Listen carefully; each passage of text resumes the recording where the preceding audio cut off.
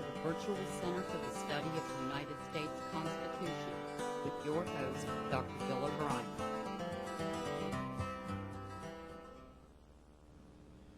Good afternoon. This is Bill O'Brien, and you are listening to the Virtual Center for the Study of the U.S. Constitution. It is a Monday afternoon. It is the 10th day of June, and we welcome you to today's program. We welcome you to a new week of programming here on the Head On Radio Network. I am Bill O'Brien, and I have the honor of being with you each week, Monday, Tuesday, and Wednesday, for 2 hours a day, in which we look at the Constitution and the applications of the Constitution, not only throughout history, but also in our day-to-day lives. And I want to address a little bit of that today with you. But before I do, I want to basically take a few moments to lay out the specs, give you phone number and email address and those kinds of things. And I want to invite you. Today's discussion will not be so much on historical sources as much as it will be on contemporary applications, on situations that are going on right now within our nation as they affect the Constitution or specific portions of it. And I want to raise them because if we don't, then the attention that they are getting will be gone. If we cannot allow these opportunities to pass, that's why we're here. So again, this is a virtual center for the study of the Constitution. Its mission is to essentially make more people more aware of the nature of the Constitution, of what it means, its intent, its implications, and its applications for the world we live on. Recognizing, of course, that we're not only talking about something that applies to a fixed period of time, but we're talking about a work in progress, so to speak. Ways that we can ensure that our Constitution remains up to date and relevant as the world, as the nation we live in and the world we live in encounters more and more, it's seemingly more and more complex problems and issues. So it's a pleasure to be with you today. I take this as an honor to be with you each day, and I hope you will avail yourselves of the opportunity to participate actively in the discussion, in the dialogue, in the conversation. It seems to me, I've said this numerous times before, I don't want to say it more often than it's worth, but I don't know that that's possible, to be very honest with you. I just don't think there is enough real conversation, real dialogue happening in our nation today. And I think it is very, very detrimental to the nature of our political system more than any others. So if we can be a part of creating more attention to the Constitution and its application in today's world to each of us as citizens within that nation, the better off I think we'll all be. We look forward to hearing from you. The number to call is area code 304-658-3333. That's 304 area code 658-3333. That'll get you directly into the studios, and we'll get you on the air. We had a couple of callers last week. We look forward to you joining us in today's conversation. If you would like to email me directly, by all means, feel free to do that. My email address is waobrien906@gmail.com. That's waobrien, I-E-N, O'Brien, 906, no punctuation, all one word, at gmail.com. And of course, you know, I don't know if you think about it, but I do. Every time I say no punctuation, all one word, we know that W.A. O'Brien 906 is not all one word, not in the English language that I know. But in today's technological world, in today's world of communications, as they change by the hour, it seems, it is considered to be one word, I guess. So Anyway, it is a pleasure to be with you today. I welcome you to today's program, and I invite you to participate. Let me begin by introducing you to a resource. It's a resource that I was introduced to about 6 months ago. I was alerted by my good friend John Kaminsky, who is the director of the Center for the Documentary History and the Ratification of the Constitution at the University of Wisconsin in Madison. I've mentioned John many times before. I've mentioned the project that he heads, the federal project on ratification, the documentary history of ratification of the Constitution. I mentioned that many times before. Well, anyway, about 6 months ago, John shared with me a book that on the Confederation period, on this period of the founding, from independence through the Constitution and up into the so-called Federalist period of the 1790s. And he mentioned to me, alerted me that the book was coming out, and he kind of suggested very, very strongly that I keep my eye open for this book, and if I get a chance to lay my hands on it, that I should do so. And I did that. And the book came out about 4 months ago. It seems to me it may have been a little bit longer ago than that, but I'm looking at the publication date right now. Bill, you have a call from Sweden. The date of publication actually was 1988, and this is part of the story that I want to share with you because I think it's a fascinating one. The title of the book, surprisingly enough, is The Constitution Before the Judgment Seat. And the idea of the Constitution before the judgment seat is a phrase used by George Washington. And what Washington was referring to by the judgment seat was the people who will have an opportunity to go thumbs up or thumbs down on the Constitution in the various ratification conventions that are being held in each state under the provisions of ratification as decided at the Constitutional Convention in 1787. So again, the title of the book is The Constitution Before the Judgment Seat.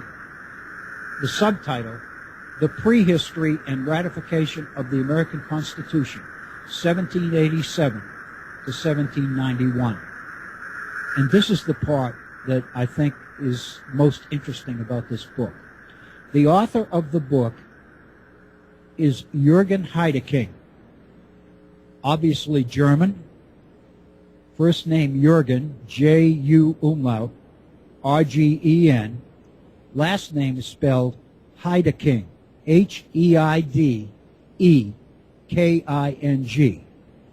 Jürgen Heideking. It is edited by John Kaminsky and Richard Leffler.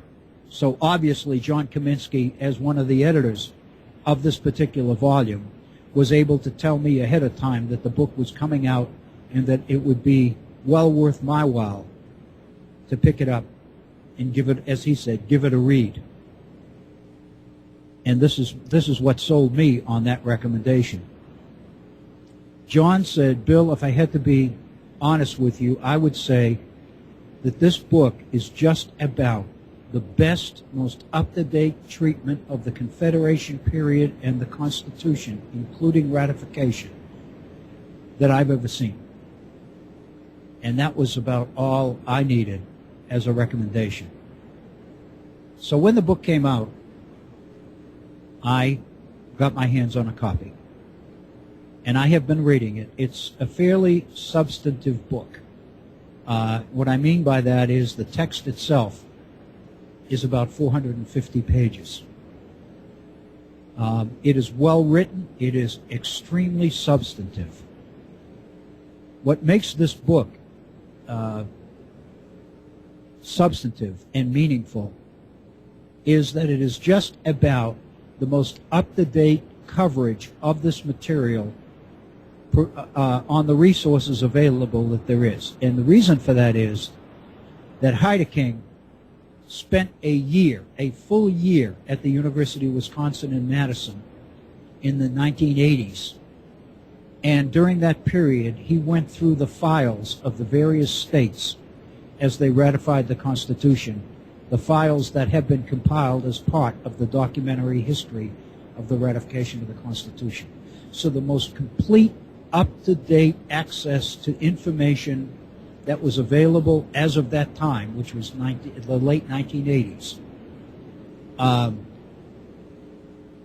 Jürgen Heideking had access to those records.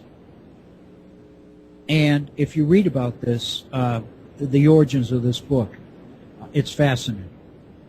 Heideking was in communication in the 1970s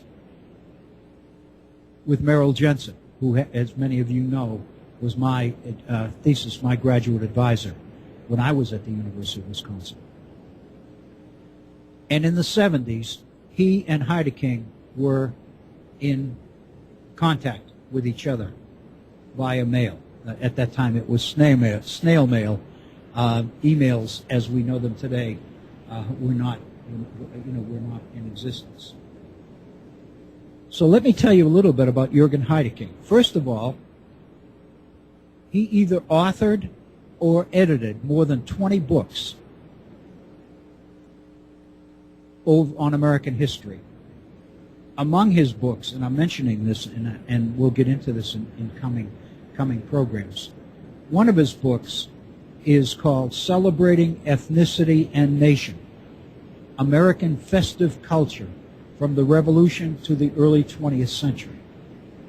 What Heideking does is treat the whole issue of celebrating things like the 4th of July and Constitution Day, ratification of the Constitution, with parades and processions and things like Flag Day and Memorial Day and Veterans Day and a number of other holidays that we have.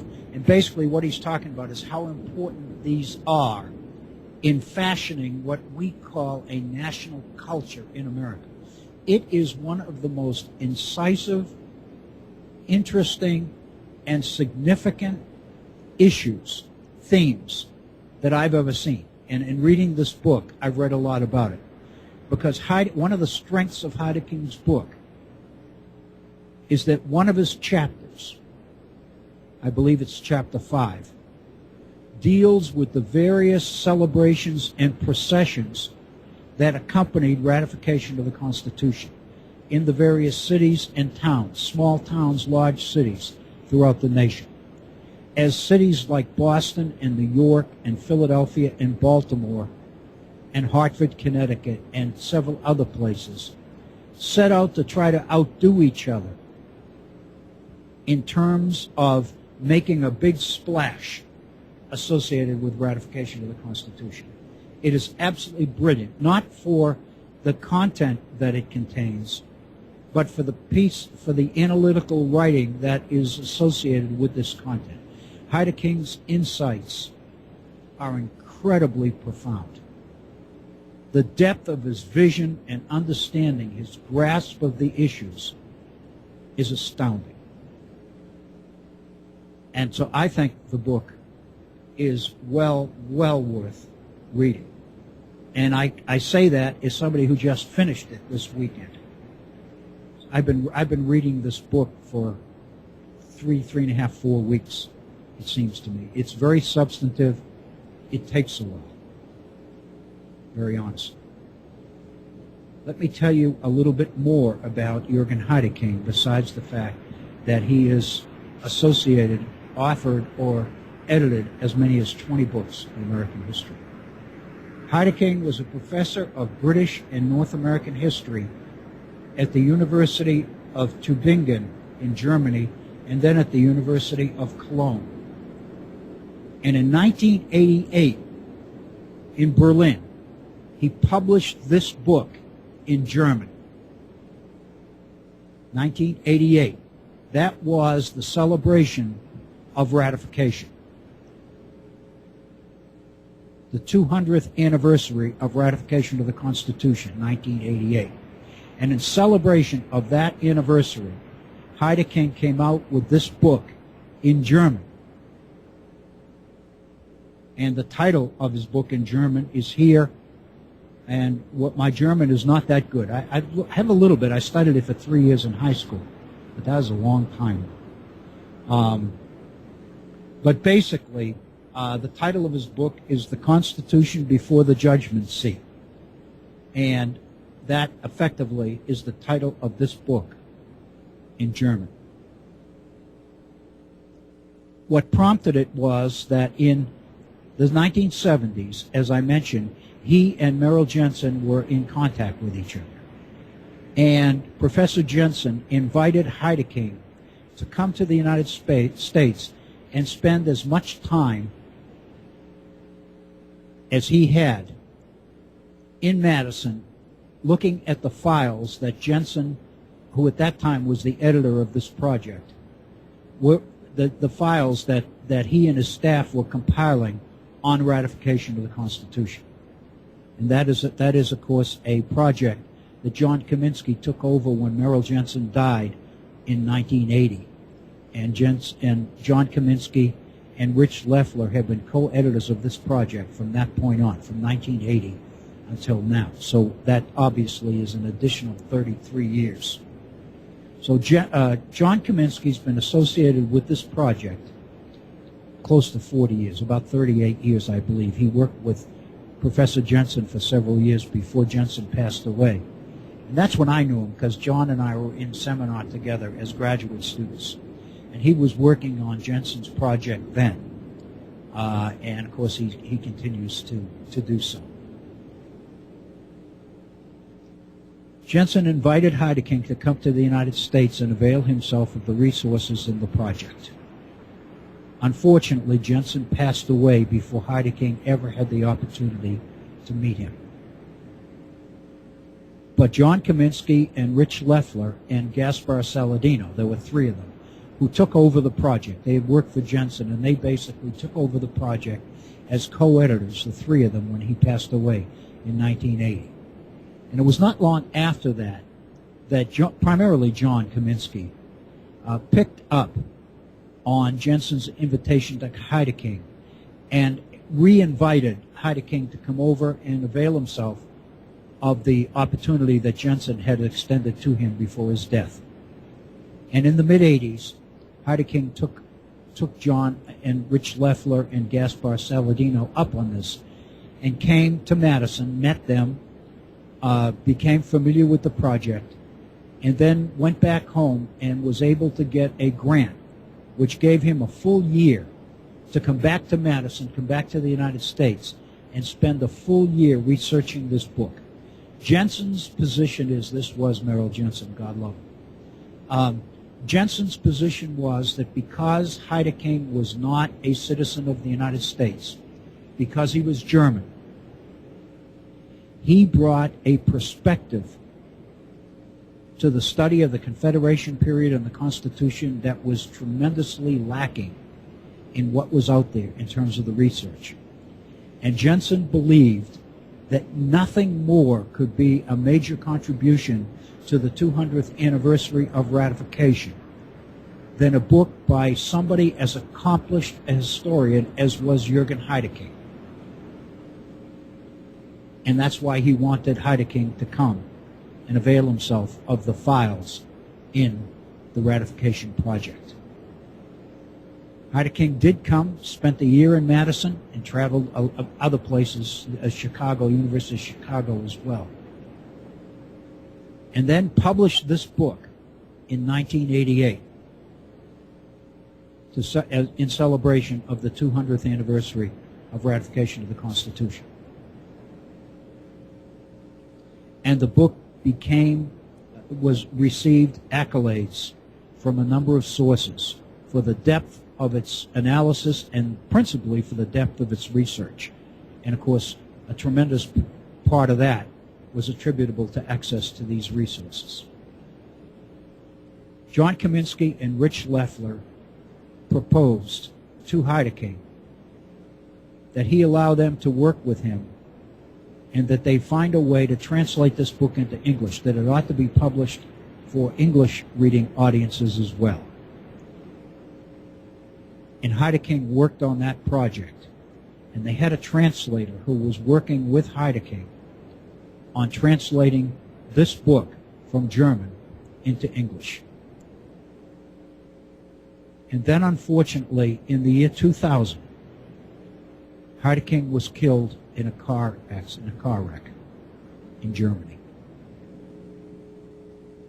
And the project sat there. The translation and the prospective publication of this book in English languished until Rich Leffler and John Kaminsky raised the issue again and agreed to act as editors, co-editors, in order to bring this book to the audience. And the book just came out within the last 8 months, I would say. I think it probably came out in maybe October of 2012, of last fall, something like that.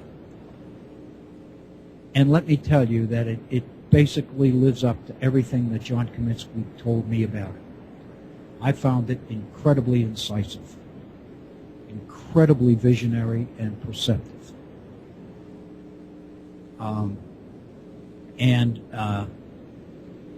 Leffler and Kaminsky both, in their preface to this book, in their introduction, are incredibly, lavish in their praise of the skills of analysis and the ability to write and understand and interpret history that Heidegger brought to this particular study. It is indeed a book that, in many ways, is like no other. It's incredibly heavy. It's incredibly substantive. And what I mean by that is it includes an incredible number of primary sources. It is based on journals and letters and newspaper articles and all the rest of it, because that's what the files of the Ratification Project have been able to compile. And so it is incredibly profound. And I am so excited after reading this book, because it provides me an opportunity to bring you in our program, as part of our virtual center, the opportunity to look at some of the issues in more depth and with, in many ways, greater understanding that I can bring to the issues. And I am, incredibly excited about the opportunity that this study makes available to me, because of the opportunity it gives me to share with you. And so I want to do that. And that's one of the things that that I am particularly excited about today, and I wanted to bring this to you as a way to open today's program.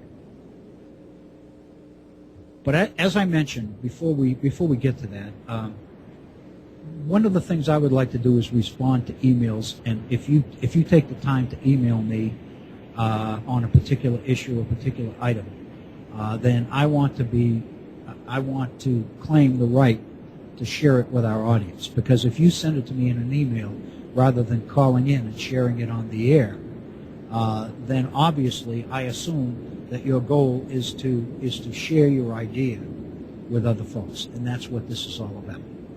So I feel comfortable in taking the liberty to share your ideas and your insights on whatever you write me about related to the Constitution, especially to this program, to share it with those who are tuned in to us. And I received a couple of emails in recent days, over the last couple of days. One of them relates to a listener who obviously is a listener of Bob Kincaid and of the Head On Radio Network, a regular listener. And this particular listener was shared with us some work that she had done, I believe it's a she, on Ireland, on St. Patrick, and driving the snakes out of Ireland, and an insight that she has that by snakes it meant something different. And what she has gotten into is the whole idea of the extent to which fairy tales and fables are oftentimes used as ways to communicate something a lot more substantive and a lot more real. And so her sense is that the idea of St. Patrick driving the snakes out of Ireland really involves driving the English out of Ireland. And she goes back and traces, and it's very, very interesting. And I thought that was an incredible piece of research that she's doing. And I offered just a couple of ideas. This is not an area that I know a whole lot about, but I was fascinated with the whole concept. And it's the extent to which fairy tales, for example, many of you, the one that I shared with her, which is the one that I think a lot of people know about, is The Wizard of Oz, and the extent to which the real story of The Wizard of Oz is the late 19th century struggle over the gold standard versus the free and unlimited coinage of silver in the United States. And of course, Oz, O-Z, refers to ounce, which ties in with the populist position in the 1890s about inflating the currency by essentially making a silver coin available as well as gold in order to inflate the currency and help out debtor populations, primarily agricultural populations in this country. One of the things I shared with her is one of the most intriguing questions here is if you take the analogy of the Wizard of Oz and the yellow brick road, which is, of course, gold, the gold standard, one of the most intriguing questions is if you take the Wizard of Oz to its extreme, who in this story, in the real world, would be the equivalent, the manifestation of the wizard? In other words, the wizard would represent whom? The president, William Jennings Bryan and his Cross of Gold speech. The thing we know about the wizard in The Wizard of Oz, of course, is that he hides behind a curtain, and he has this overwhelmingly powerful, imposing, frightening voice, which is magnified several times over. And he causes, and I keep thinking of the Scarecrow and the Tin Man shaking at the sound of this voice.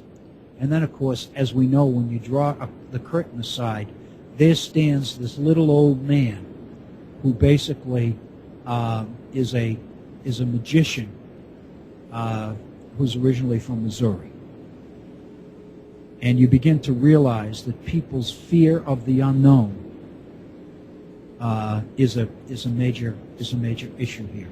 And I shared with the author of this email the fact that over the years I've played with history classes I've taught and said, who do you think, we cover this period of the late 19th century, who do you think the wizard represents in The Wizard of Oz? And of course Dorothy would be, pure innocence and all that resembles in this world of interest groups and big money finance and all of this.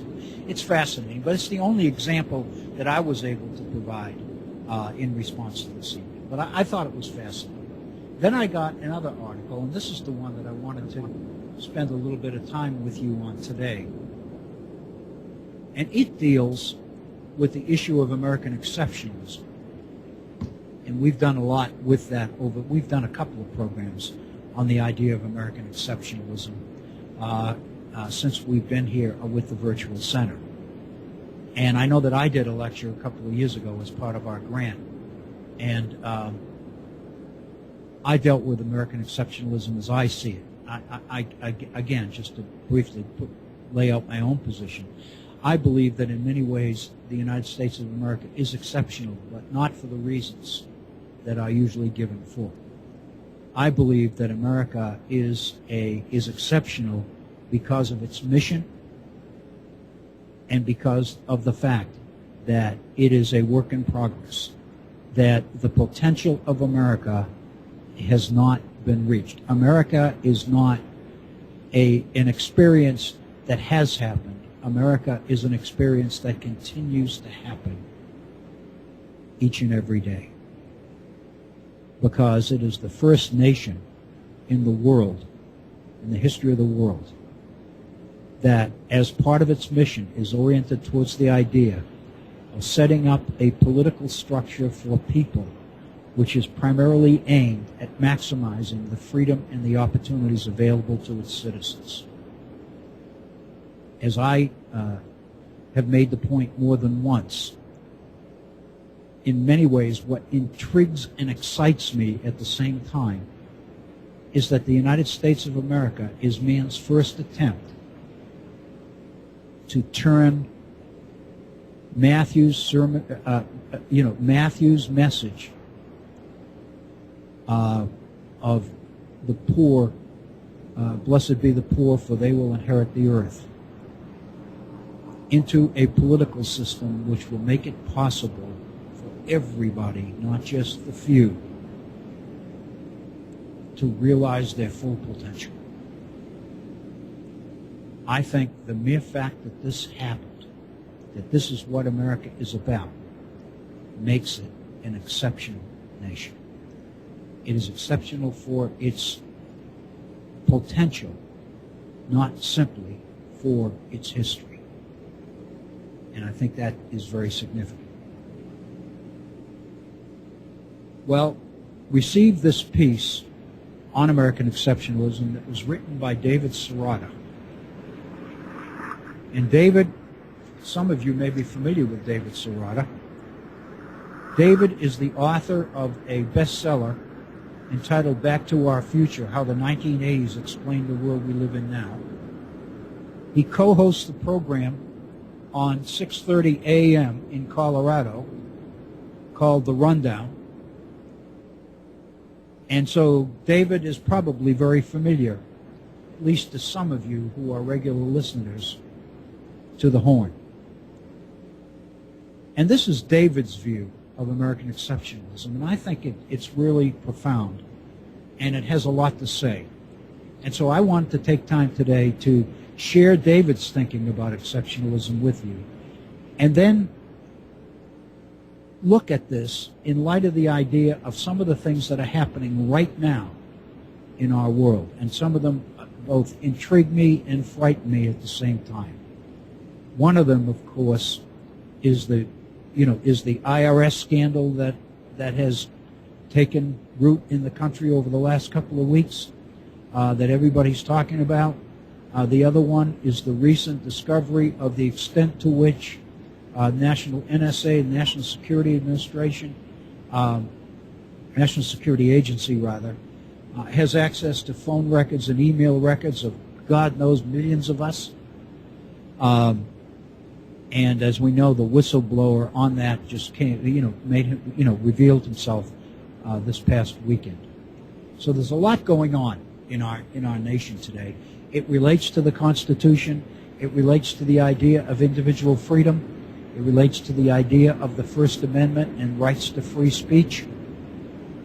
And so it's very, very appropriate for the allocation of our time here at the Virtual Center in the Study of the Constitution. It's what we're about, and it seems to me it's something that we ought to take the time to address. So with that, I wanted to share with you David Sirota's idea of what he calls rethinking American exceptionalism. So I'm going to kind of go through this kind of fast, and we'll focus on a couple of areas. But according to David Sirota, American exceptionalism is perhaps the most misunderstood phrase in American politics. Then he goes to the Merriam-Webster dictionary, which defines exceptionalism as the condition of being different from the norm. And he says, if you look at that definition, being different from the norm, then that alone makes America exceptional. But the question he raises is, should we always want to be exceptional? And then he goes through and in his piece, and he talks about positive ways that America is exceptional, but he also points out negative ways that America is exceptional. And he basically is laying out a conundrum for the reader. He's basically putting us in a position. Do you want to just be exceptional with all that entails, or you just want to be exceptional in the good things, but find ways to eliminate the bad things that make us exceptional. And the piece basically is not that long, but it addresses a number of these issues. So I thought it would be fun to look at. So let's do that. He says the assumption in our culture is, yes, that we always want to be exceptional, but it's not always clear-cut when you consider the ways that we're exceptional into ways that other industrialized societies are exceptional. And he said, for example, America has an exceptional economy. We know that. GDP-wise, it's the largest in the world, making it the planet's most powerful engine of technological innovation and wealth creation. At the same time, the economy is exceptional for creating the industrial world's most financial unequal society. And we've spent time talking about the 1% versus the 99%, and the issues that creates for us. So we're exceptional in that we have this incredibly powerful economy, but we're also exceptional in the fact that this economy has created probably the most unequal society in the history of the world. We are exceptional because this economy produces one of the industrial world's highest rates of childhood poverty. We are exceptional because this economy mandates the industrial world's least amount of off time for its working people. Paid sick leave, vacation time, maternity leave, etc. So in other words, we have an exceptional economy. That's good. But one of the offshoots of this incredibly exceptional economy is it creates the highest rates of child poverty. It requires Americans to work longer and harder and more intensively with less time off than other industrialized societies. And it produces a level of inequality in America which is incredible. In terms of health care, Sirota says, we have an exceptional system that stands out for spending more than any other nation's health care system. According to the Cato Institute's Michael Tanner, he says, this gets us a system that's at the top of the charts when it comes to surviving cancer and drives much of the innovation and research on healthcare throughout the world. We do that. We know we have one of the most incredible healthcare systems in the history of the world. But again, America's healthcare system is also exceptional because it's the only one in the industrial world that doesn't guarantee healthcare to everybody. Results-wise, this contributes to a society, Sirota says, according to a recent National Academy of Sciences report, which is far more unhealthy than 16 other developed nations. So while we have the most profound healthcare system in some ways, it's exceptional. In other ways, we have the only exceptional healthcare system in that we are the only industrialized nation in the world that doesn't guarantee health care to everybody. In this society, health care is a commodity. It's something we have to buy. And only some of us can do that because we are all vulnerable to prices that we do not control. Quote, Americans have been dying at younger ages than people in almost all other high-income countries, this report of the National Academy of Sciences says. Not only are their lives short, but Americans also have a long-standing pattern of poorer health that's strikingly consistent and pervasive over the course of life. So we live in a country that has the best healthcare system in the world in terms of its quality. But because it is not accessible to everybody, we have a society that is among the unhealthiest in the industrialized world. And if you look at the conundrum, at the contradiction between those two approaches to exceptionalism, then we have the basis of Sirota's piece. In terms of freedom, and this is the one I want to focus on later, after we finish this piece. In terms of freedom, Even the post-9/11 crackdown on civil liberties, Sirota says, America remains exceptional for how our laws guarantee or safeguard free speech. But we're also exceptional for having the industrialized world's only president who asserts the right to execute citizens without due process. And of course, that's the drone issue we talked about recently. Similarly, we are exceptional in incarcerating more citizens than any other nation on earth. We have more people in jail than any other industrial nation, than any other nation in the world. And the fact that the racial composition of that incarcerated population is so overwhelmingly non-white in a white nation, it makes us very susceptible to the idea, to the charge of racism. There's absolutely no question. So we are exceptional in a number of ways, good and bad.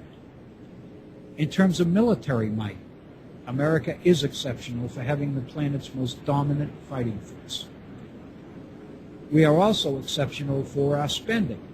We devote more resources to military programs than the next 19 biggest spending nations combined.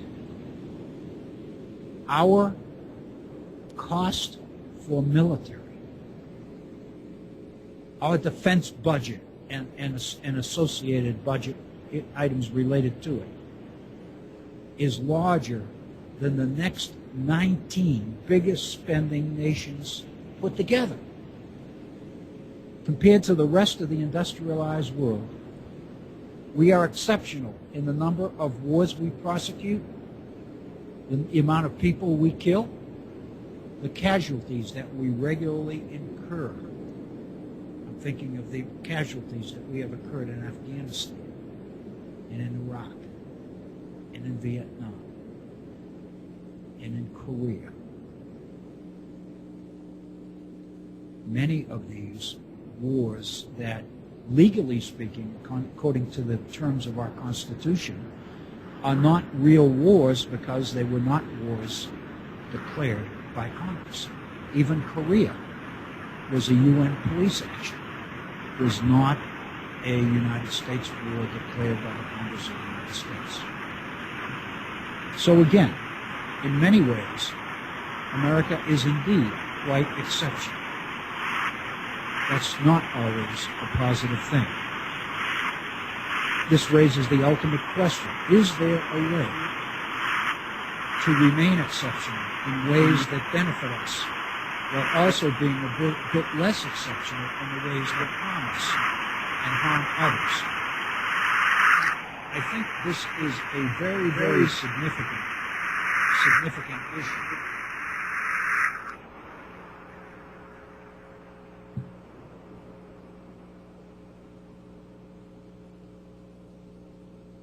So, I want, and we're right at the end of Sirota's piece. So let's give it its due by bringing it to a conclusion. For instance, he says, can we have an exceptional economy without the exceptionally crushing inequality and poverty? Can we preserve the exceptional parts of our healthcare system, but also have a system that is less exceptional for how it denies access to citizens and often delivers substandard health outcomes to certain citizens? Can we preserve exceptional freedoms while also being a less exceptional nation in our incarceration policies? Can we preserve an exceptionally effective military, but be a little less exceptional in how we spend on the Pentagon? How many wars we initiate, how many casualties we incur, how many people we're responsible for killing? And then he closes with the following: the pessimistic answer to these questions is no. But the true sign of American exceptionalism is an America that starts saying yes. And so what David Sirota is saying is that while there are both positives and negatives to these various aspects of American exceptionalism, the real issue is, can we continue to be exceptional in the positive areas and eliminate some of the negatives?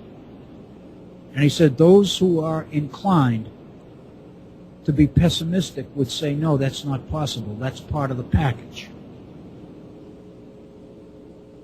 But the fact of the matter is, as Sirota is saying, what really would make America truly exceptional is when America begins to say yes to this question about whether, in fact, it's possible to maintain the positive exceptional aspects and at the same time to eliminate the negative ones.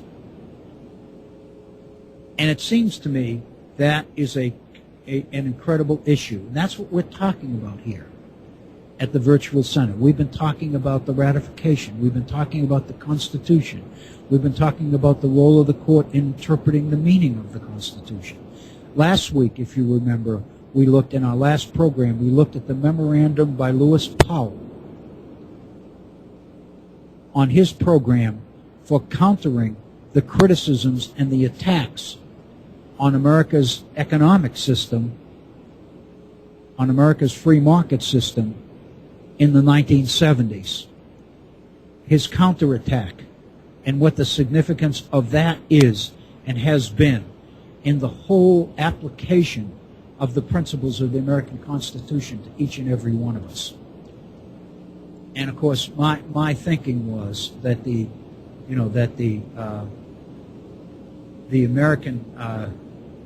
Lewis Powell memorandum of 1971 is incredibly important. It's available to all of us. Just look up on Google, Powell Memorandum, 1971. It's a memorandum to the U.S. Chamber of Commerce, and it basically lays out an aggressive strategy headed by the Chamber of Commerce in order to respond positively and counter the attacks on free enterprise capitalism which the nation was experiencing in the 1970s.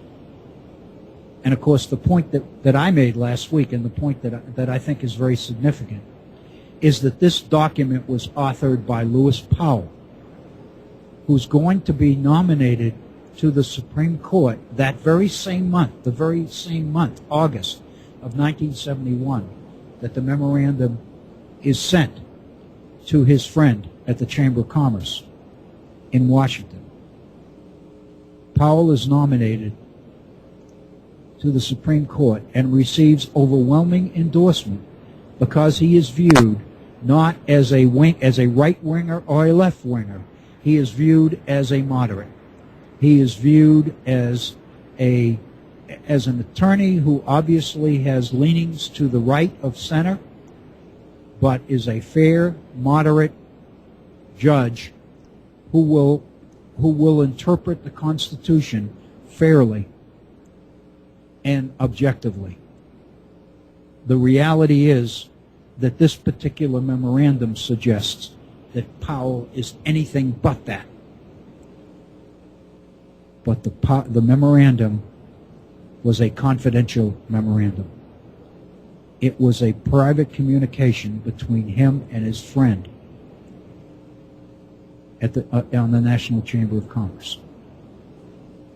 And the outcome, the response, the spin-off, if you will, of the Powell Memorandum in terms of creation of organizations like the Heritage Foundation and any number of organizations since then, and especially in the interpretation of the Constitution we are so familiar with in 2010, in the case of Citizens United,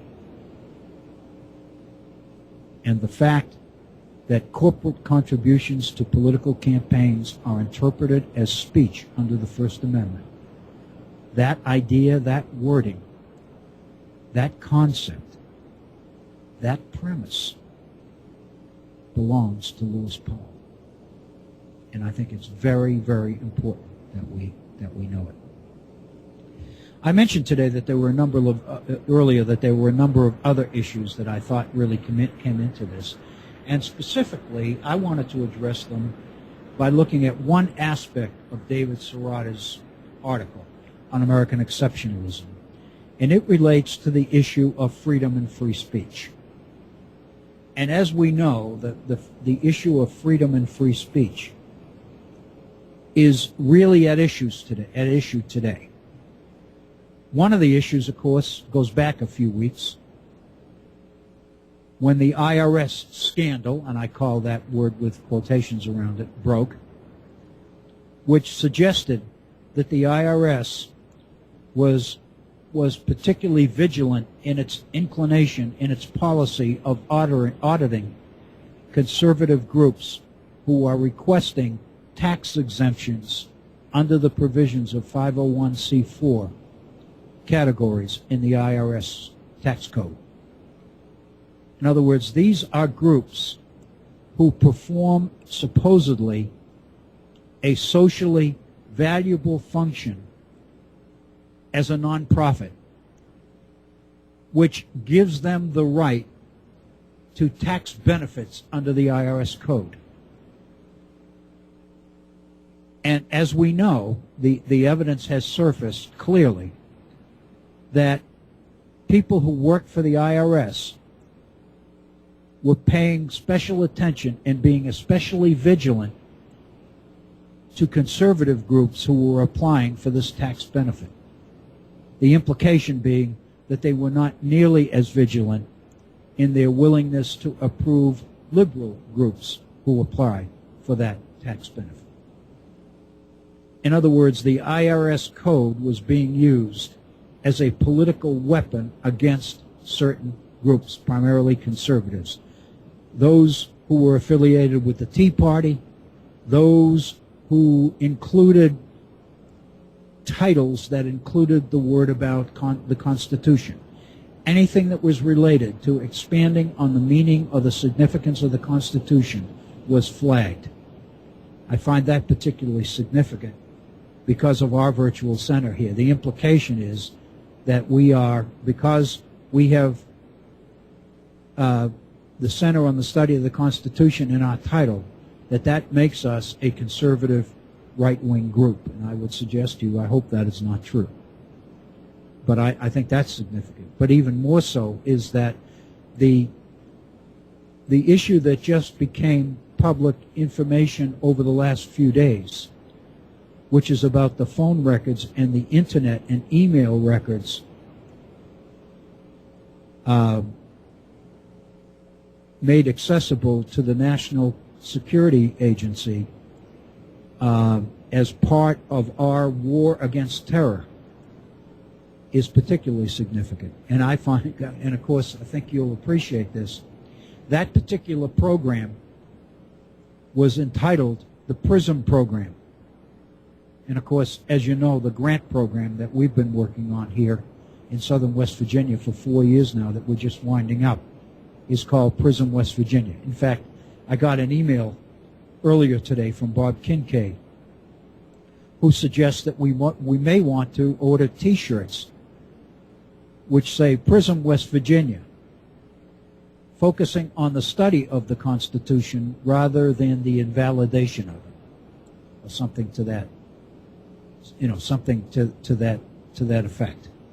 In other words, pointing out that our PRISM program is quite a bit is almost the direct opposite of the PRISM program that became public information and public news over this recent weekend.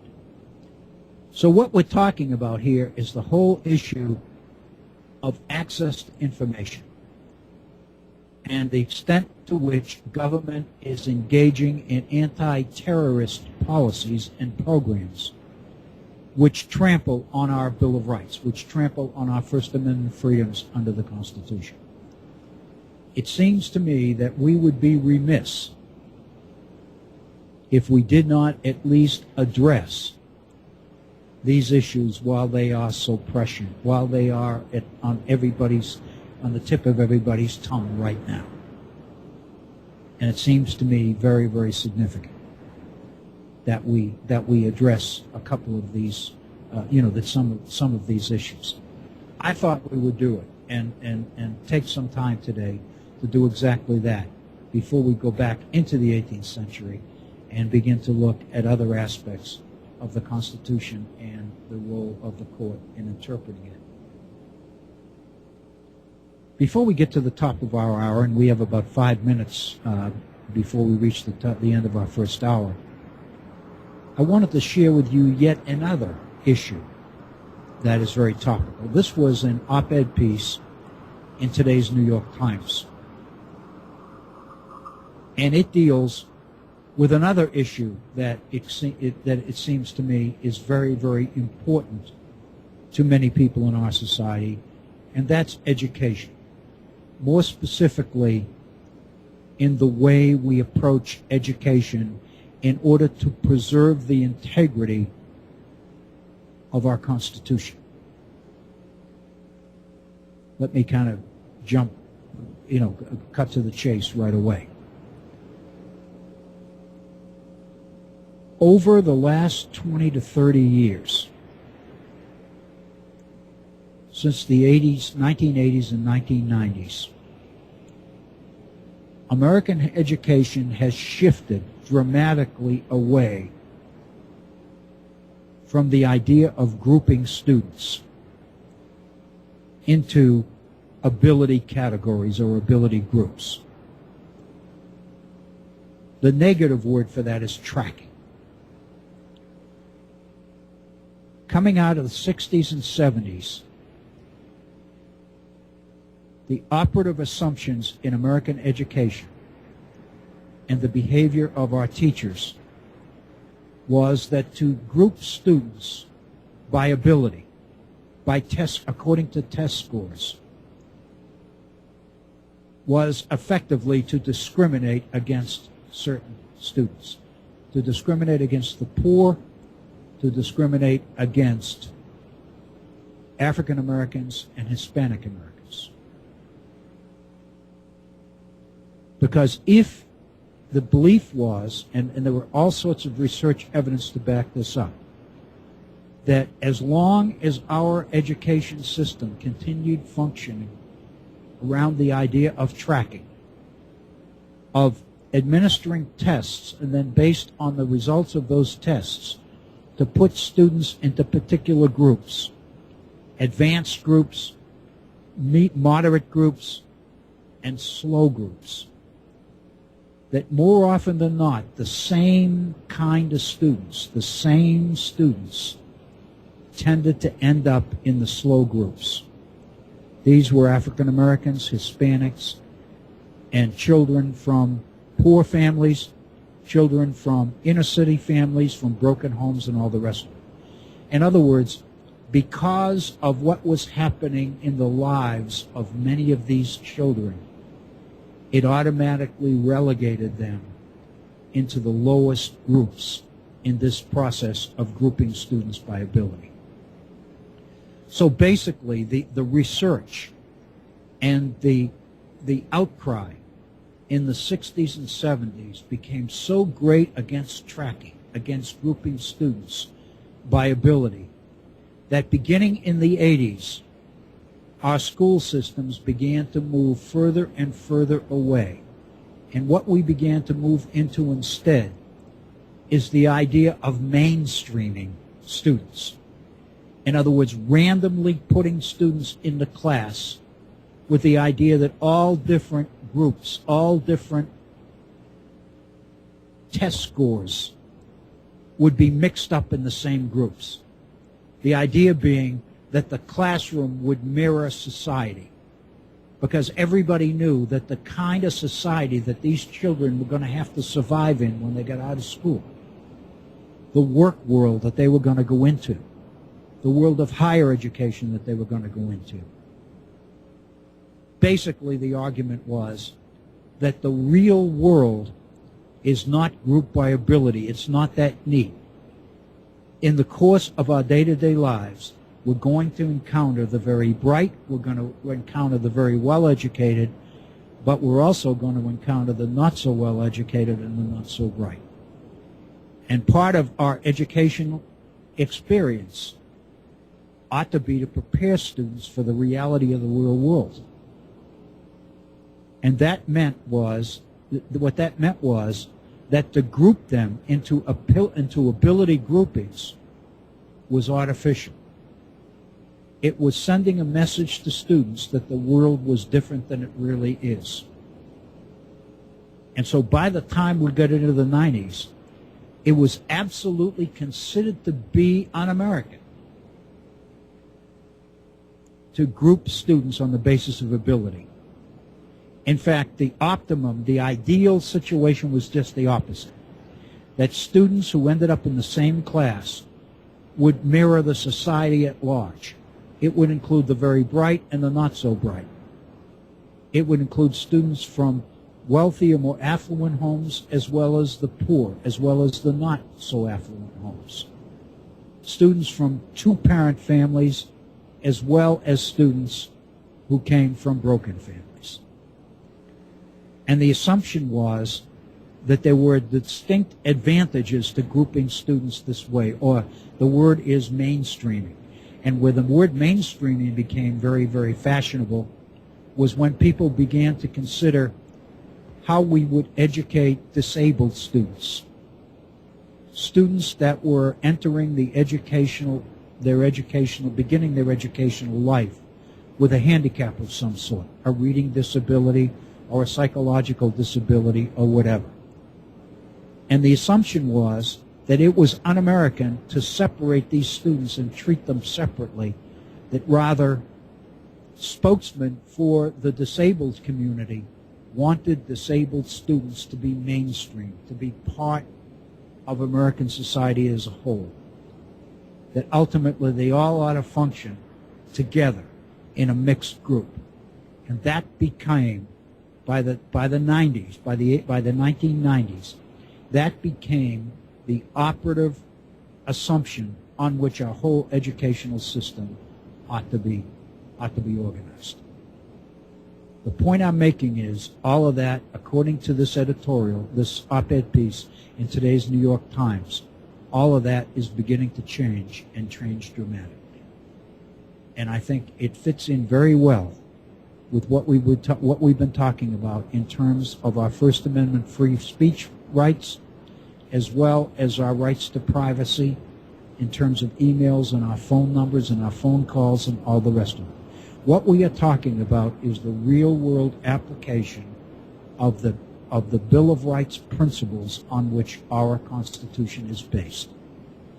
And while there is nothing in our United States Constitution guaranteeing people access to education, the fact of the matter is it appears in many state constitutions. And the right of students to be educated, the existence of public education as a well-funded entity in our society is a given. It has been a given for a long time, since the early 19th century, and it is considered to be a key ingredient in the whole idea of the American dream. The American dream without access to education does not exist. And I think most Americans agree to that. So when we come back, we're going to pause for a few moments and take a break.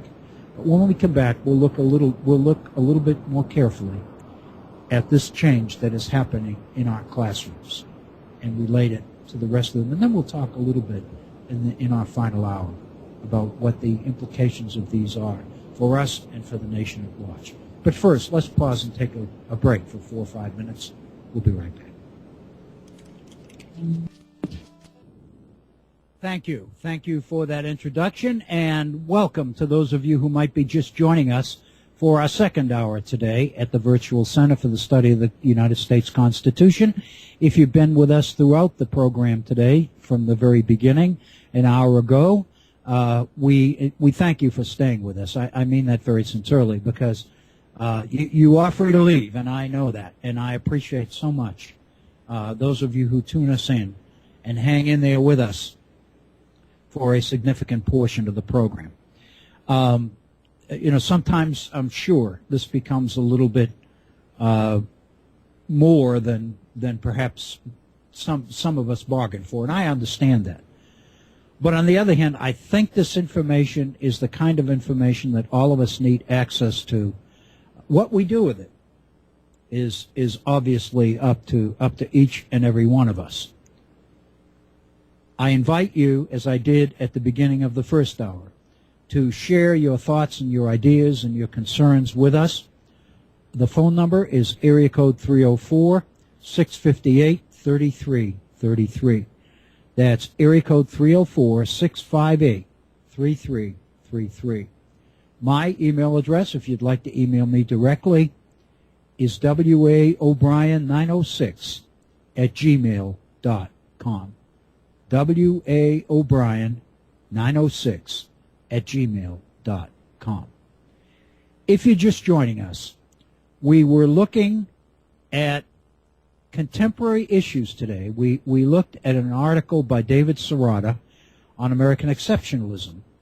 And one of the, very, very briefly, without going back through the whole thing again, what Sirota pointed out is that America is exceptional in the nature of its economy, in the power of its military, in the power of its gross national product and its economy, in its healthcare system, in its commitment to First Amendment freedoms, and a number of other things.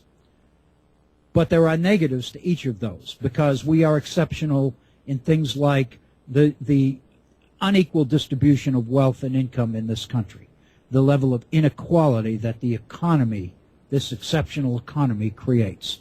We are exceptional in the number of citizens that we incarcerate in our society, in a society which focuses on the freedom of its citizens.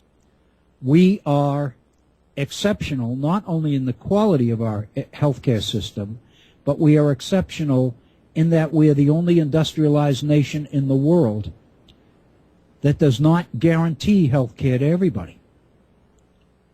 We basically turn it into a commodity. We require people to purchase insurance in order to gain access to health care. So the issue, more often than not, is that when we talk about access, we're not talking about health care, we're talking about access to insurance, which builds the private sector, builds profit into our healthcare system as a key ingredient. And I think that is very significant. So these are the things that Sirota points out. And the question that he closes with, is it possible for us to retain all the good things that come with American exceptionalism and at the same time to eliminate some of the negatives, some of the bad things? And his point is that pessimists would say, no, that's not possible. If you buy into the package, you get the whole thing. You get the negatives as well as the positives.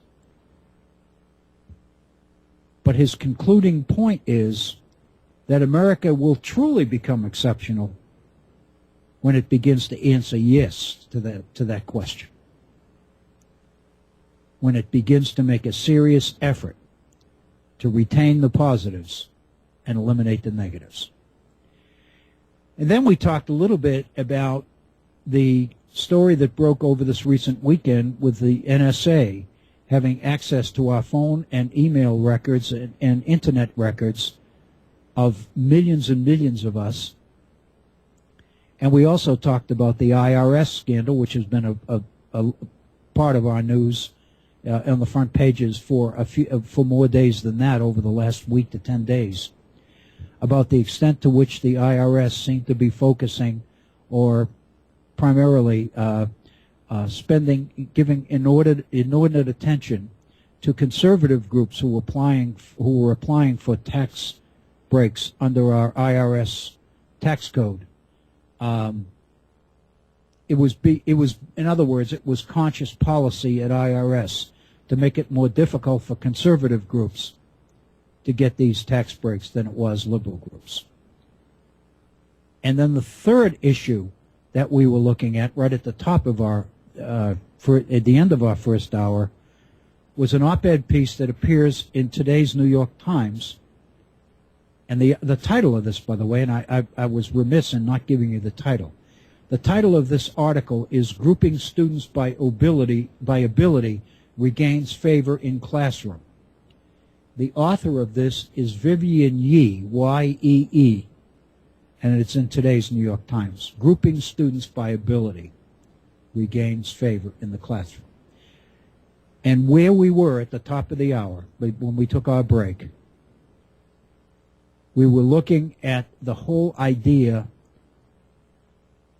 of why we stopped grouping students by ability in the 60s and 70s.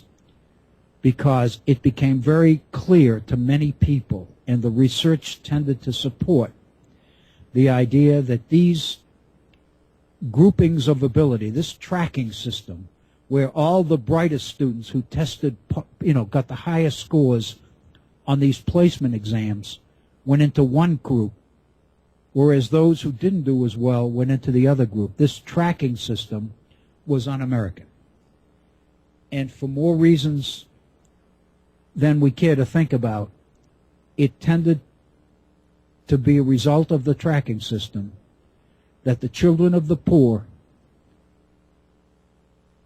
and children of broken homes and those children who were African American or Hispanic tended to be the ones that ended up in the slower groups, whereas it was the students from the wealthier homes, most of whom were white suburban, that ended up in the fast track groups. And this was considered to be un-American. And the argument was that the world that these youngsters are going to go out in when they leave school is not grouped by ability or income or anything else. That they are going to encounter bright as well as not so bright. They're going to encounter Caucasian as well as African American and Hispanic people in their day-to-day lives. And part of the responsibility of our schools is to prepare them for the real world, which is a mainstream world, which is a mixed world, not a grouped world.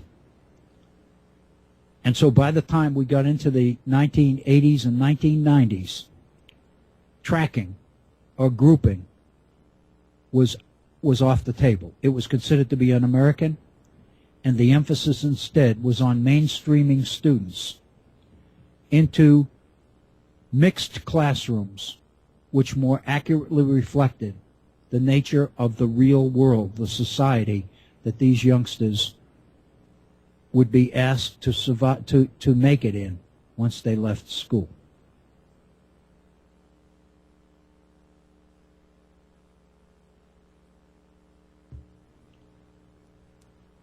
This article in today's New York Times suggests that that's all changing. And it points out, and I'm reading directly from the article, a new analysis from the National Assessment of Educational Progress, that's the very famous NAEP group, a census-like agency for school statistics. The NAEP test is considered to be one of the more reputable. It's America's report card, so to speak. It's the national test that gives us an opportunity to evaluate student performance in a number of different categories and disciplines. But a new analysis by the National Assessment for Educational Progress shows that in fourth grades of teachers surveyed, 71% said that they grouped students by reading ability in 2009, which is up from 28% in 1998. So in other words, in a decade, in a 10-year period from 98 to 2009, the number of students, fourth graders, who were in grouped by ability or tracked systems increased from 28% to 71%. In math, 61% of fourth grade teachers reported ability grouping in 2011, which is up from 40% in 1996. So whereas only 40% of math students in the 4th grade were grouped by ability in 1996, that percentage increases from 40 to 61% by 2011. Basically, the result is that we are back to a system of tracking, to a system of teaching students by ability, grouping students by ability, rather than mainstreaming all students into a mixed group of all different kinds of abilities. And I'm quoting from the article. Christine Quinn, City Council Speaker who's running for mayor of New York City, has proposed expanding the number of gifted classes while broadening the criteria for admission in hopes of increasing diversity. The city's education department has opposed her proposal, saying that using criteria other than tests would dilute the classes. So there's a debate here as to whether other things besides test scores ought to be used as part of the grouping. But the fact of the matter is, we are back to grouping. The reason I raised this article in the context that we are in right now is because I think we need to look at this in light of America's Constitution. We moved away from grouping by ability. We moved away from tracking because the assumption, the belief was, and the research tended to support the idea, that tracking tended to work against certain groups. It was the same kids that ended up in the same groups all the time. And it became discriminatory. By definition, the tracking system became discriminatory. And why is this important? Because obviously those who track into the fast track, the upper ability groups, they're the ones who get the scholarships. They're the ones who get into the best schools and colleges. They're the ones who attract the fellowships and the grants. They're the ones that get all the perks. The ones that are in the slow groups get none of that. The other fact that made tracking so unpopular in America's constitutional frame of reference was the fact that once a student was tracked into a particular group, it became almost impossible to get out. This grouping system was not open. It was easy to gain access to it. All you had to do was test. You get a certain score, and you ended up in one group as opposed to another group. But once you were grouped, once you were typed or stereotyped, it became almost impossible to get out. I taught for a number of years, and you know, in all levels, but over the past 40 years, even more than that, at the college level. But before that, I taught both middle school and high school. And my experience, personal experience, over the years, nearly 50 years that I've been in the classroom, supports the idea of typecasting students once they are assigned a group label. I can remember, I'm not telling stories necessarily, well, I am. But I can remember when I was teaching middle school, it was in Boston, and teaching high school, and that was in Massachusetts as well.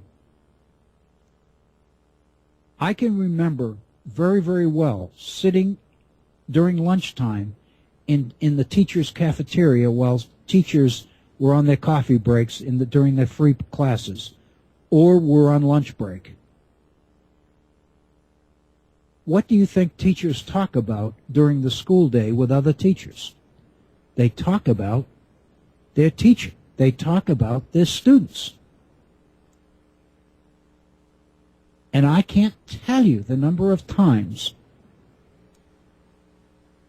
I would hear a program that would begin something like, I understand you've got Mary Smith in your class this year. Is that true? Is she in your homeroom? Oh, yeah. Yeah, I have Mary. She was in my class last semester. A lot of ability, but she's lazy. She won't work up to her potential unless you find a way to make her work. She'll always try to slide. There's no initiative there. There's no motivation. Or sometimes it'll get even more personal than that. She doesn't have the kind of support from home that she needs. There's nobody at home that pushes her, etc., etc., etc. The point I'm making is by the time her current teacher left the cafeteria that day, he already had, or she already had in his or her mind an image of Mary Smith that would be very difficult for Mary Smith to shake. There was a tendency, we're all human, there was a tendency to look at spectacular performance by a Mary Smith that you had been forewarned would never give you the opportunity to see a spectacular performance as, oh, either she guessed her way to a good grade or she cheated. But the conclusion was, the Mary Smith that I know about is not the Mary Smith that would produce this kind of a paper or this kind of a project.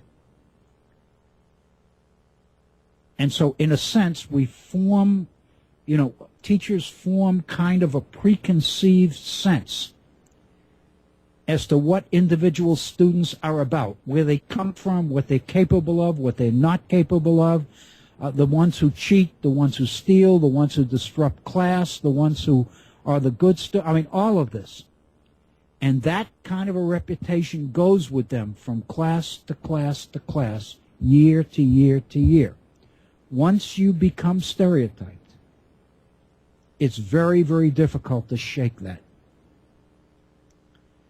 And that's part of the reason why tracking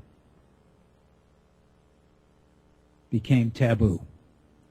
It was considered to be unfair.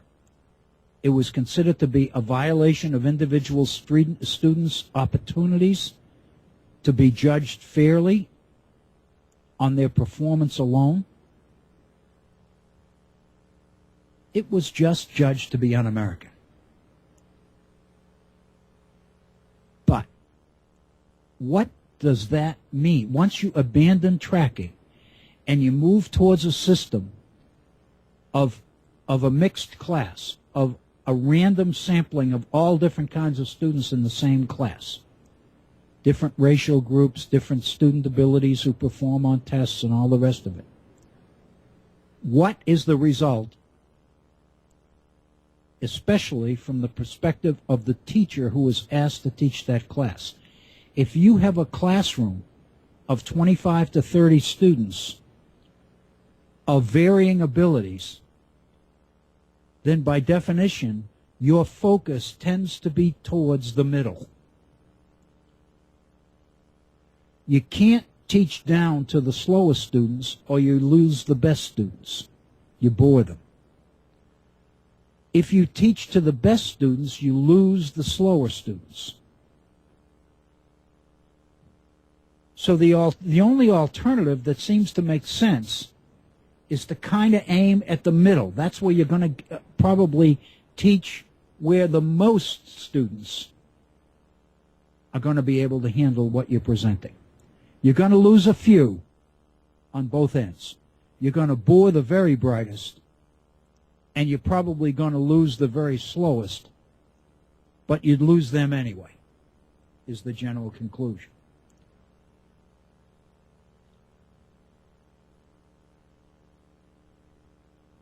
So what you're doing is you're aiming towards the middle, which seems to be the only logical way to go. And this article basically says that. Specifically, it cites a teacher from New Hampshire named Jill Sears, who began teaching elementary school 17 years ago in New Hampshire. second graders. And the article says, the op-ed piece says, that these second graders in her class showed up on the first day with a mix of strengths and weaknesses. It was a hodgepodge. It had everybody. Some students coasted through math worksheets in a few minutes, she said. Others struggled to finish even half a page. The swifter students, bored, would make mischief, while the slower students would become frustrated, give up, and act out. And this is a quote from Jill Sears. My instruction aimed at the middle of my class and was leaving out approximately 2/3 of my learners. I didn't like those odds, says Miss Sears, who now teaches 4th grade in Dover, New Hampshire. So basically what we're dealing with here is a movement towards moving back to tracking.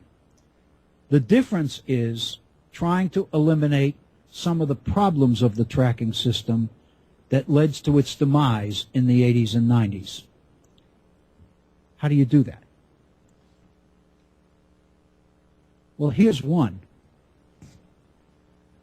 If you create a multiplicity of different groups, if you track students in math and in reading, and if you're constantly moving students in and out of different groups, depending on their strengths and depending on their weaknesses, if you know that you're going to have a particular unit that's going to involve hands-on learning rather than abstract learning, and you know that certain students learn well from abstract teaching, as opposed to others who don't learn well that way but need the hands-on experience.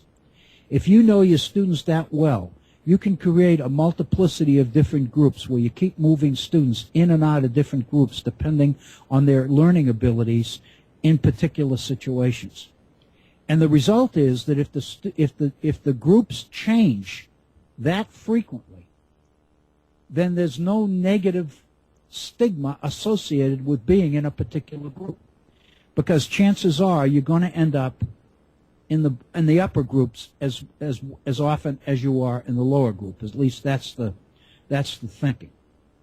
So that's one mechanism to it. This is what the article says. Some studies indicate that grouping can damage students' self-esteem by consigning them to lower-tier groups. Others suggest that it produces the opposite effect by ensuring that more advanced students do not make their less advanced peers feel inadequate. So by including the slower students in the same groups with the faster students, you basically improve self-esteem. Some studies conclude that grouping improves test scores in students of all levels. Others that it helps, and I'm changing pages here, others that it helps higher achieving students while harming lower achieving ones, and on and on and on. So here's the solution that I'm talking about. At Public School 156 in Brownsville, Brooklyn, which enrolls mostly African American and Hispanic children, many living in homeless shelters, Kathy Vale randomly sorts her 5th graders at the beginning of the year using lettered sticks. In other words, she just basically creates groups randomly. After 6 weeks of testing and observing them, she shifts them to teams of 7 or 8. Children may be assigned to different groups for reading and math and can switch groups if they show progress, struggle to get along with other students in a group, or need extra help with a particular lesson. Miss Vale uses thrice yearly reading assessments and a test before each math unit to make sure students do not remain in groups that are too advanced or too slow for them. So in other words, by moving students around, back and forth, into different groups and making it much easier to get out of a slow group once you get in it, you avoid the danger of typing these particular groups and creating, almost a permanent residence in that particular group. In other words, this is seen in this article by teachers as a way to overcome this. I would suggest to you, however, that there's another issue. And that really comes down to, what do you ask of these different groups? Do you ask all the groups, the fast groups as well as the slow groups, to learn the same things? Or do you lower the standards? Do you just not teach as much and expect as much from the slow groups as you do from the fast groups? And again, let me pause here and go back to the initial issue here.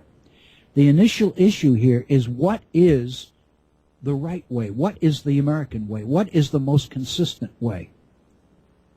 Is there a way to challenge every student, whatever their ability? Is there a way to challenge them? I would suggest there is, and it's not mentioned in this article.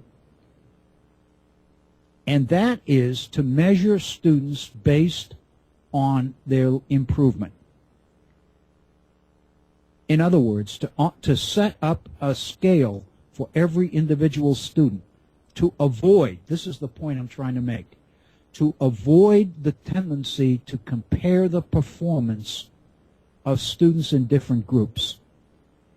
If you established one level of performance for your top groups and use that as your measure, as your benchmark, then the vast majority of your students will never make it there.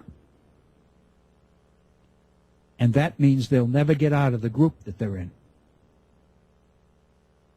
The only way that you can get students out of these groups rapidly and often enough is to set up a system where students are given credit for the progress they make, irrespective of how they compare with their peers.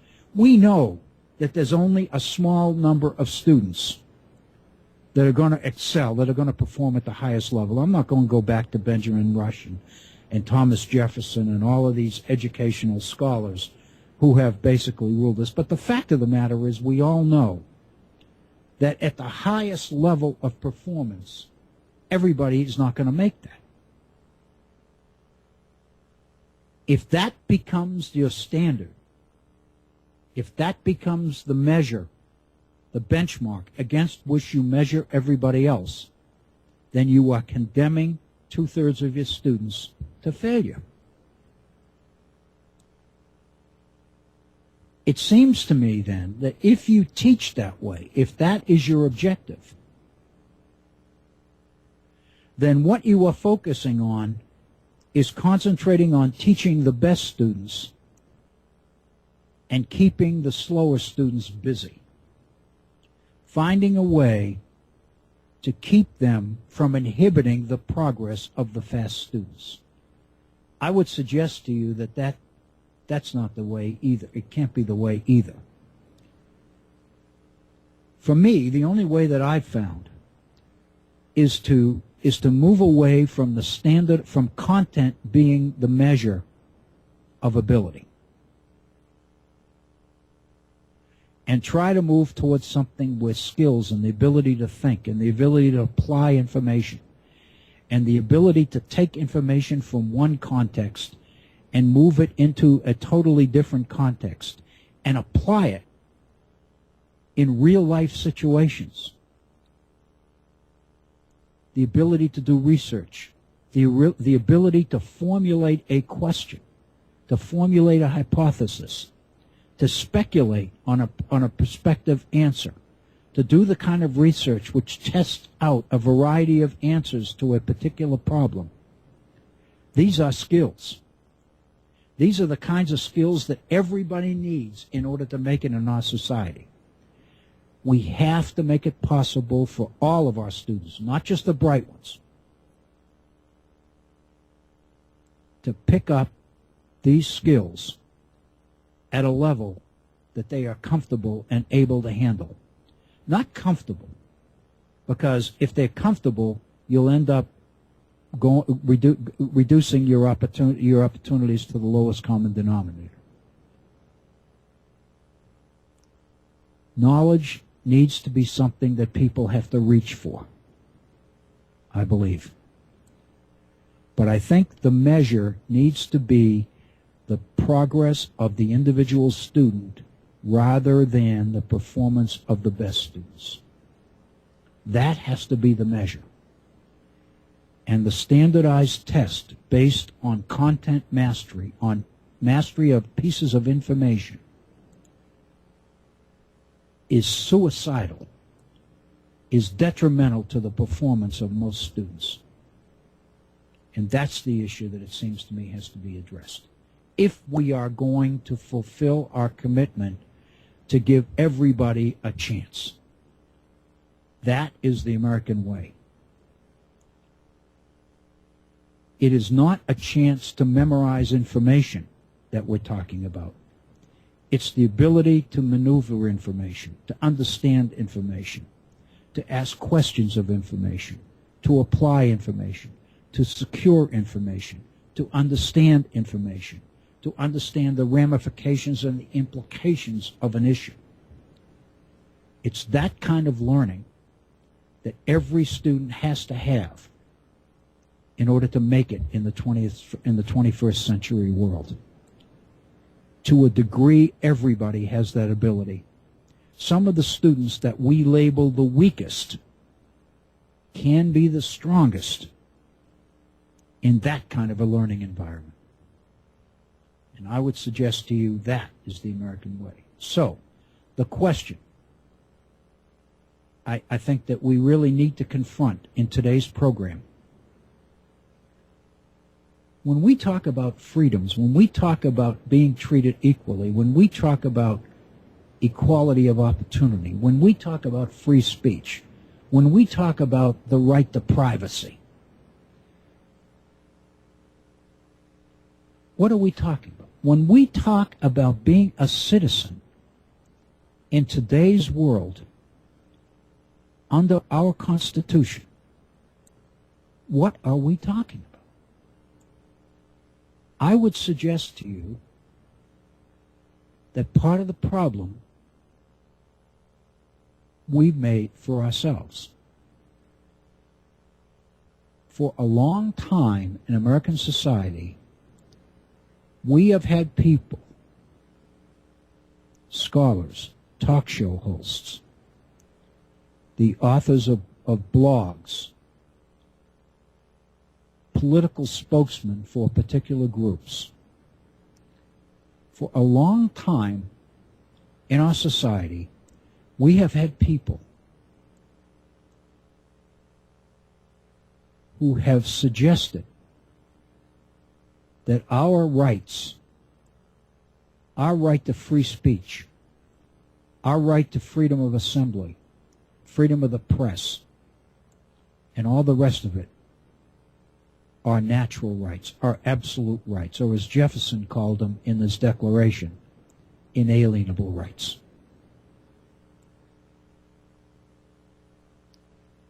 I would suggest to you that an awful lot of our problem in today's world stems from the fact that many people believe that their rights as citizens in this society are absolute. To put it another way,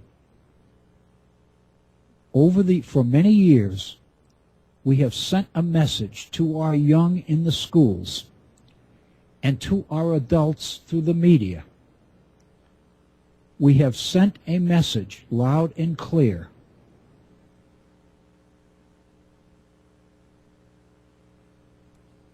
that the number one priority of being a citizen in this society is freedom from government. It's based on the Whig idea of the early 18th century, in fact of the late 17th century in British history, and the early 18th century in British history as well. The old Whig idea that the greatest threat to individual freedom is government, and that therefore the balance between the freedom of the individual and the power of government is an inverse proportion. That as government power increases, individual freedom decreases.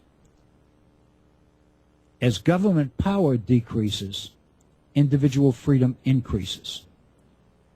I would suggest to you that a random survey on the streets of America would confirm that analysis. If you asked people, Jay Leno in his interviews on the street, if you asked people, they would basically argue that the greatest threat to their freedom is government. The fact of the matter is,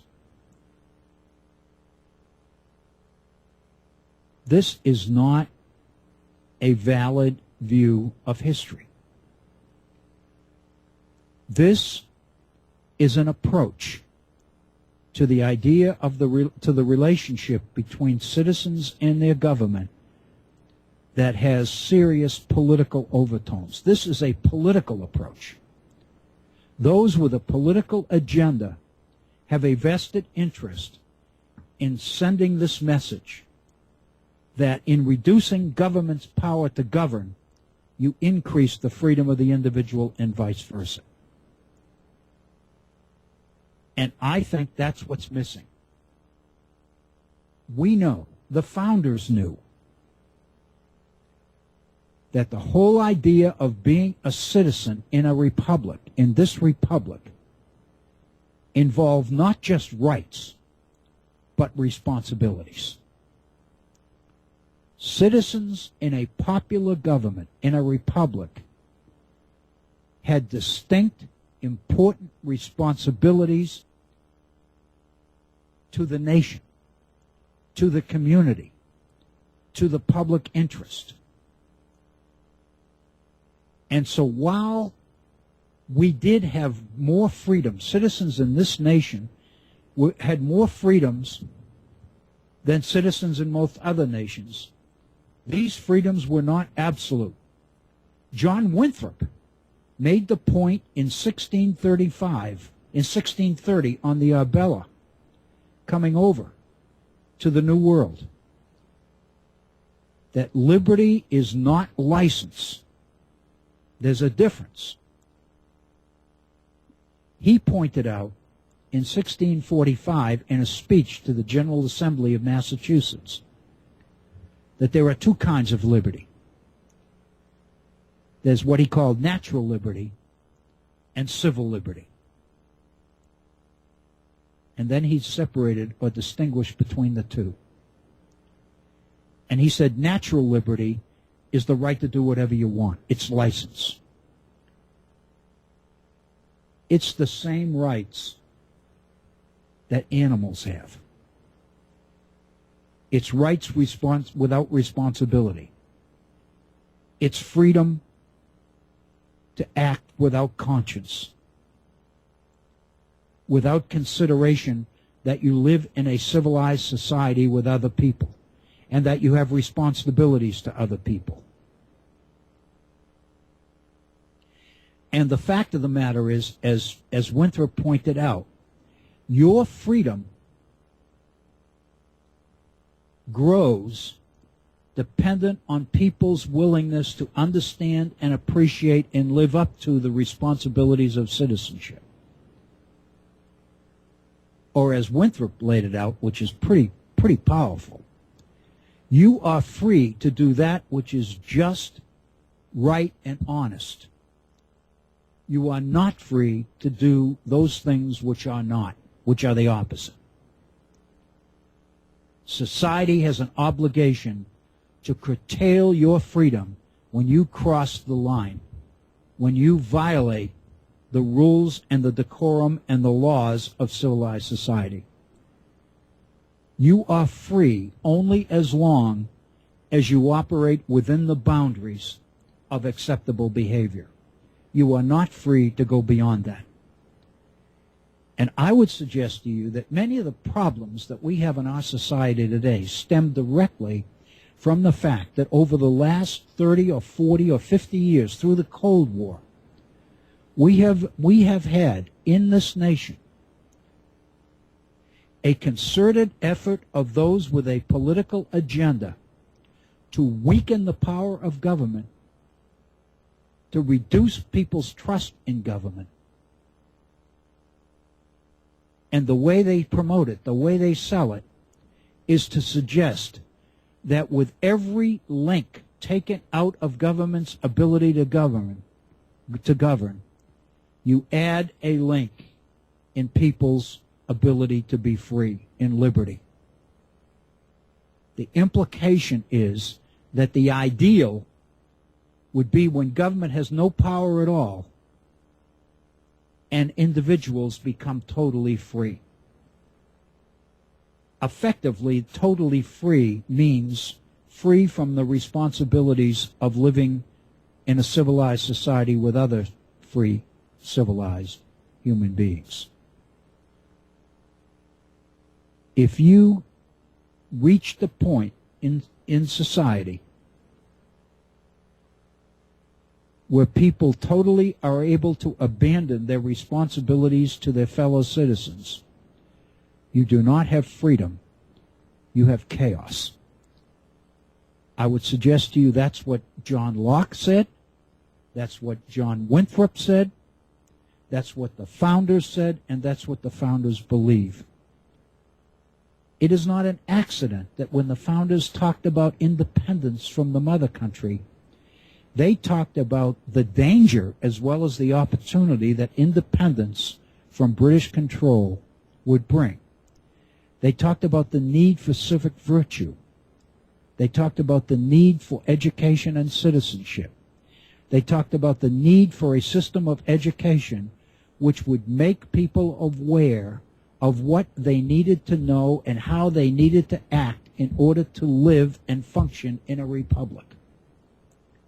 People had to be taught their responsibilities as well as their rights. We have had a concerted effort by people in this society to only promote rights and to totally ignore the responsibilities of citizenship. And in the process,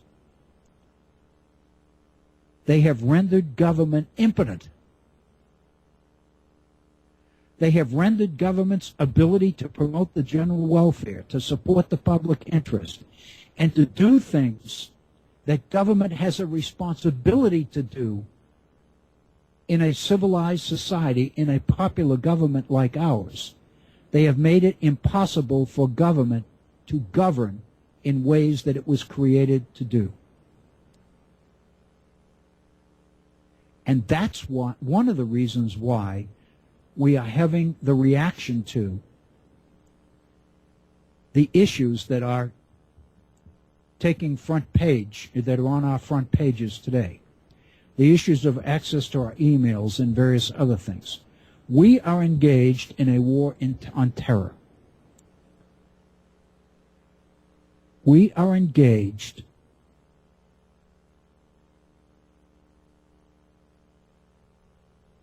in a situation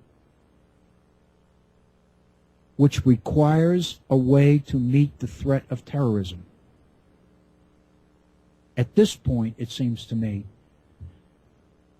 we needn't go into whether in fact we are or how responsible we might be for much of the terrorism that threatens us.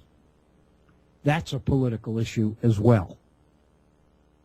But the point is, we'll never reach the point where we can discuss intelligently those issues until we recognize the basic premise of what freedom is about and what responsibility is about. Citizenship involves both. Citizenship involves more than casting your ballot on election day. Citizenship involves a responsibility to be educated. Citizenship requires education. It requires access to information. The founders all agreed that in a popular government, the most important control on government needed to be an educated citizenry. The debate we've had in our time together is whether you define educated citizenry as a citizenry that is educated to go along in lockstep and never ask questions, or does an educated citizenry involve more than that? I would suggest to you that if you believe that citizenship involves responsibility, then by definition it involves a level of education which exceeds the basics. It involves the kind of education associated with the ability to think and to understand and to recognize and to be able to evaluate situations and to rank alternatives or possible solutions to problems. It involves the ability to make intelligent judgments. It involves the kinds of skills that you are not going to achieve whether you track students or whether you put them into a mix and try to mirror mainstream society. The issue is not how you structure your classes. The issue is, what is it you are teaching your students? What is it your students are learning? What is it you are asking your students to know? Are you asking them to bring questions and look at issues as problems, or are you asking them to sit there as empty vessels and memorize solutions to problems which you give them as teacher, or you give them as textbook, or you give them as state curriculum guide?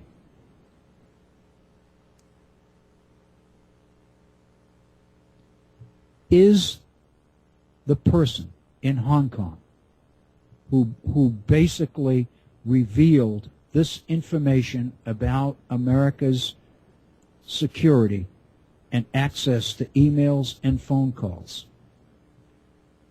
is this person who blew the cover of our National Security Agency a villain, or is he a hero?